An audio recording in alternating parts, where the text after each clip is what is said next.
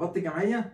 قبضتها الحمد لله. طب هات بقى كده فلوس الجمعيه الاول. اول حاجه كده يا جماعه ناخد منه فلوس الجمعيه عشان خاطر نمسكها في ايدينا. لا يا وحش ايدك كده في ايه؟ ايدي ما جاتش، انا ايدي ما جاتش عندك، انت اللي هتجيب الفلوس لغايه عندي. لا انت عايزها ليه؟ ما انت عارف ان احنا كنا داخلين في الجمعيه ديت عشان خاطر نعمل بيها حاجه، يبقى مبلغ كبير متجمد مع بعض نمسكه نعرف نعمل بيه مصلحه. تمام مفيش اي مشكله، وانا يا عم هديها لك. انت قبضت؟ انا قبضت انا كمان، امال انا هتكلم معاك كده وابقى فاتح الكاميرا من غير اي حاجه؟ قبضت انا معايا 5000 ودول 5 بس دول عليهم 200 زياده. تجيبهم منين 200 الزياده دول؟ كانوا معايا انا حطيتهم. انت اللي معاك يزيد يا عم، بس انت هتحط 200 زياده. ماشي خد ال 200 بس اعمل حسابك لو كانوا ناقصين ال 200 دول وانت بتشغل دماغك عليا هاخدهم منك 500. لا والله زياده كانوا معايا في طب مفيش مشكله. اول حاجه كده يا جماعه عشان تبقى انتوا عارفين احنا هنبدا في هجرتنا ازاي النهارده. احنا كنا داخلين في جمعيه، الجمعيه دي كانت ب 500 جنيه تمام. فكانت بمعنى اصح كانوا مصاريف بنجمعهم عشان خاطر نقبض قرش مجمد زي معانا دلوقتي معانا 10000. فكان هدفنا ان احنا لما نقبضهم نجيب بهم حاجه احنا محتاجينها.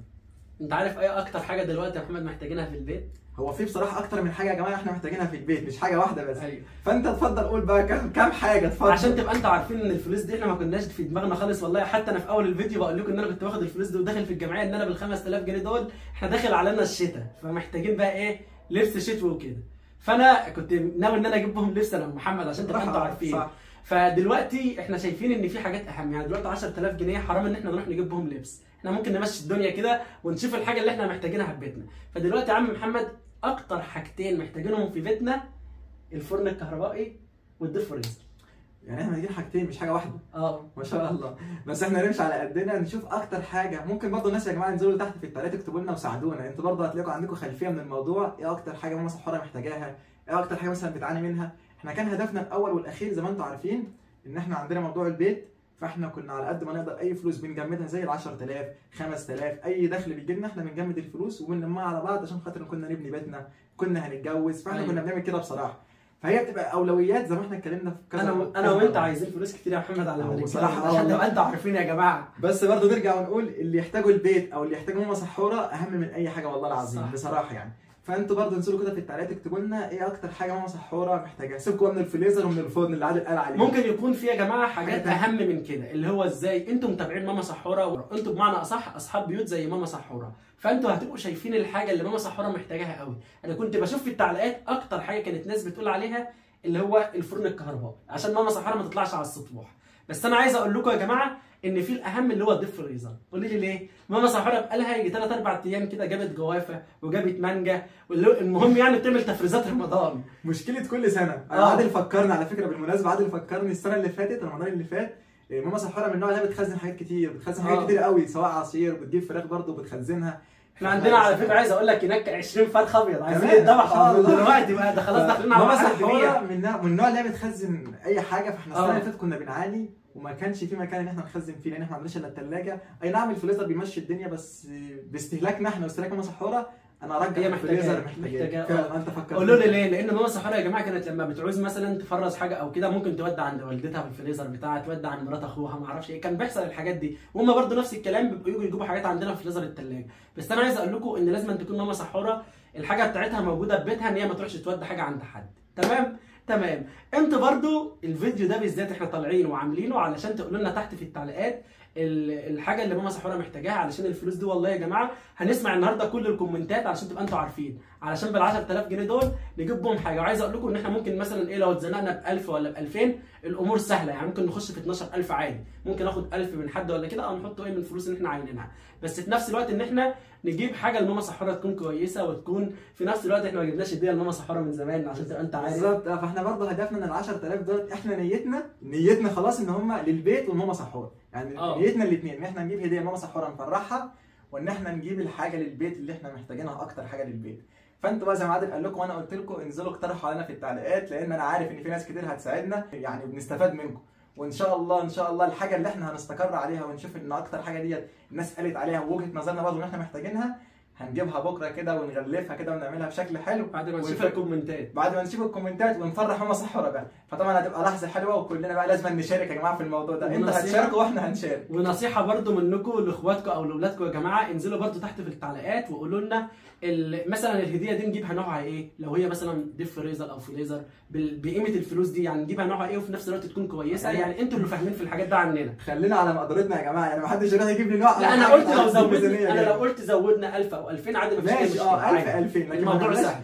ما نقلاش اكتر من كده، عشان زي ما انتم عارفين احنا والله يا جماعه على قد ما نقدر احنا بنحافظ علشان خاطر موضوع البيت وموضوع جوازنا. الدنيا بقت صعبه اقسم بالله على الناس كلها، يعني ربنا يكون في عوننا وفي عون كل الناس بقى. عايز اقول لكم اللي زينا دلوقتي كده وفي اي مكان زينا، وانا ومحمد كده على وش الجواز، احنا عايزين بيت وشقه، محدش بيصرف جنيه عشان تبقى انت عارفين. الموضوع صعب. هم 10000 جنيه دول او 5000 جنيه دول، لا يقول لك ال 5000 جنيه دول انا هديهم ايه لشبابيك لشباك او والله العظيم عشان تبقى انتوا عارفين انا صريح معاكم من الاخر. فاحنا لازم نفرح ماما سحوره باي حاجه. بس وبعدين برضه يعني هي الحاجه مش رايحه في الفاضي، بدل هي مش رايحه في الفاضي ولا رايحه على الارض مش بخساره برضه. طول ما احنا ماشيين في الطريق الصح ومش رايحه مثلا لا قدر الله في حاجه وحشه او كده فالحمد لله نحمد ربنا. هم برضه هيبقوا في بيتنا، هنا بيتنا وشققنا بيتنا وجوازنا بيتنا. طول ما هي في حاجه صح فاحنا ما نقلقش يعني من اي حاجه. واللي في شقتي واللي في شقه محمد نفسي هو اللي في شقه ماما سحوره على فكره يا جماعه او ربنا.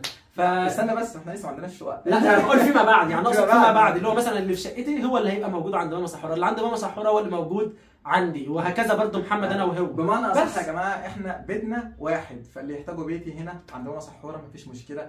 لما نيجي نعمل مثلا بيتنا هيبقى طبعا ليه الاولويه في اي حاجه كده، فالحياه مشاركه واحنا لازم. عايز اقول لك احنا لازم الحاجتين دول نجيبهم قبل ما نبني. احنا لو دخلنا يا جماعه في مرحله البنايه والله العظيم والله خلاص اي 100 جنيه بس كده ناخدها عشان تبقى انت عارفين محمد مش هيديني ال 200 جنيه اللي انا خدتهم دول.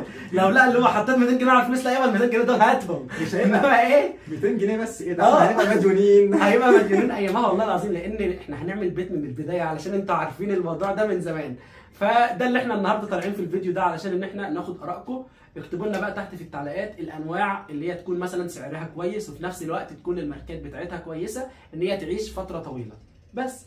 وعايز اقول لك على حاجه يا محمد، في انواع فريزر انا اعتقد الفريزر اللي هو الديب فريزر اللي هو العالي ده اللي هو بيبقى غالي، اللي هو دراج، اللي هو بيبقى مثلا 7 درج و5 درج، ده غالي. انا شايف ان هو لو احنا جبنا اللي هو الواحد، لو احنا ده لو الناس قالت على الفريزر، انا باخد رايكم في الحته دي بالذات عشان تدلونا عليها، اللي هو الفريزر اللي هو الافقي يا جماعه، ده بيكون سعره اقل وفي نفس الوقت بياخد حاجات كتير واستعماله حلو. انا من وجهه نظري ده احنا عايزين الحاجه العمليه، كده هيبقى بيت عند ماما سحوره مفيش هرس اصلا، فالحاجه العمليه اللي تمشيها يعني بمعنى صح يكون عملي اكتر بعيد بقى عن الشكل والكلام ده كله او الماركه، يعني هي حاجه عمليه. انا من وجهه نظري ده، من وجهه نظري وانا برضه ارجح كده.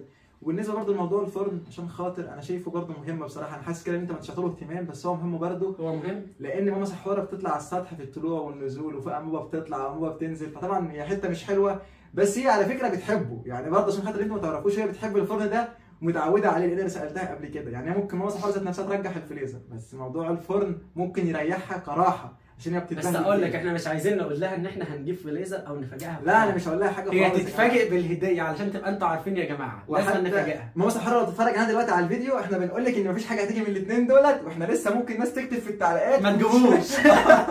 لا وممكن حد يقترح علينا حاجه يبقى حاجه ثالثه خالص والله بجد احنا مش واخدين بالنا منها. يعني لا برضه عشان يبقى احنا عارفين وصراحه معاكم، ممكن يكون في حاجه انا مش واخد بالي منها والله العظيم فعلا. فيا جماعه اللي شايف ان في حاجه كمان مهمه احنا مش واخدين بالنا منها ينزل برضه يكتب في التعليقات. يعني احنا عايزينكم والله تشاركونا الفيديو ده، وانتوا بكره ان شاء الله هتشوفوا معانا الفيديو بتاع الهديه واحنا داخلين على ماما سحوره بنفاجئها، وهتشوفوا الحاجه اللي انتوا قلتوا عليها وبنفاجئ بقى ماما سحوره. فانتوا تقولوا لنا بقى كده تحت في التعليقات فكره الفيديو النهارده اللي احنا طالعين انا ومحمد علشان ناخد ارائكم، علشان انتوا اكتر ناس بتحبوا ماما سحوره وانتوا اكتر ناس شايفين الحاجه اللي هي محتاجاها. ما كنتش هوب على طول معايا الفلوس انا ومحمد ونروح نجيب مثلا الفرن. طب ما في ناس ممكن تقول الافضل اللي هو الديب فريزر، فده اللي هو الافضل.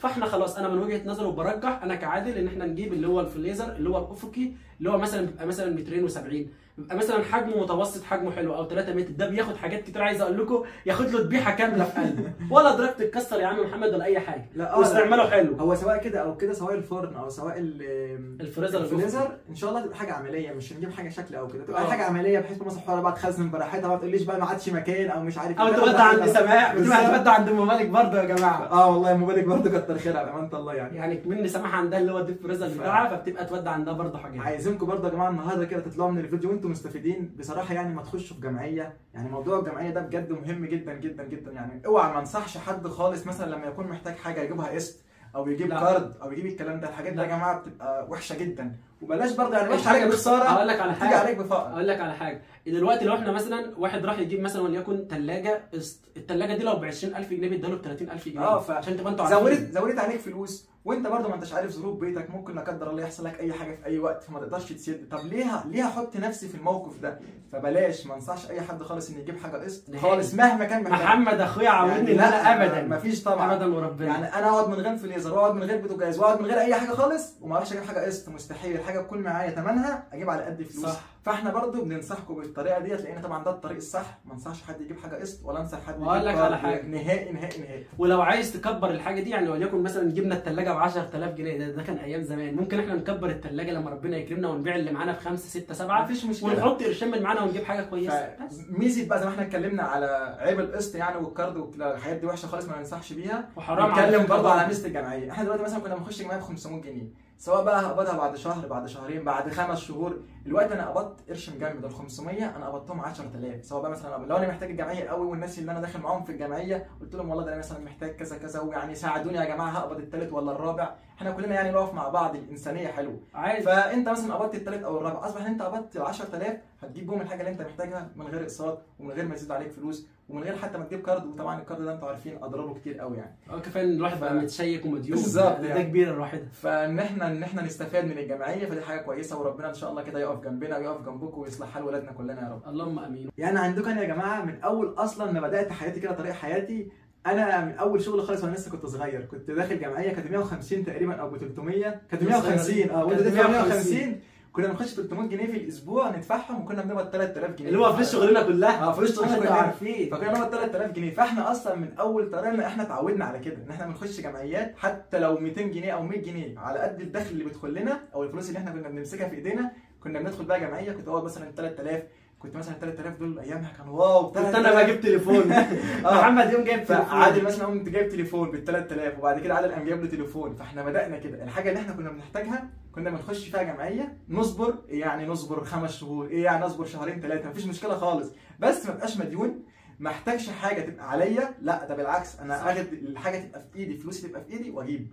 فاحنا اتعودنا على كده وبدانا بقى ان احنا ندخل في جمعيات كبيره بقى ونجمع مثلا 50000. والله العظيم انا بكلمكم كده بتخيل اللي انا عملته واحنا صغيرين، بصراحه كانت حاجه حلوه.